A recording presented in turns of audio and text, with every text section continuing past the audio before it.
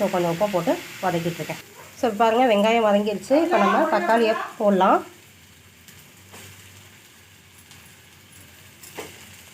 தக்காளி போட்டு வதக்கலாம்.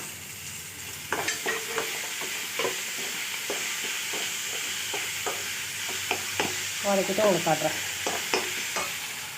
ஸோ இப்போ வந்து கொஞ்சம் மஞ்சள்தூள் வந்து 1/2 ஸ்பூன் போட்டுட்டு கிண்டிக்கோங்க.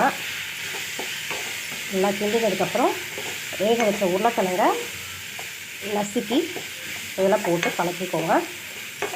அதுக்கப்புறம் தேவைக்கு உப்பு போட்டு கொஞ்சம் தண்ணி ஊற்றி கொதிக்க வச்சு கொத்தமல்லி போட்டு இறக்கிட வேண்டியதுதான். ஸோ வேக வச்ச உருளைக்கிழங்குக்கு தோல் உரித்து நம்ம அதில் நசுக்கி போட வேண்டியதான். அதை பண்ணுவோம்.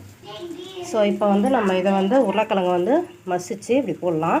அப்படி உங்களால் மசிக்க முடியலன்னா ஸ்மாஷர்லாம் இருக்குது, அது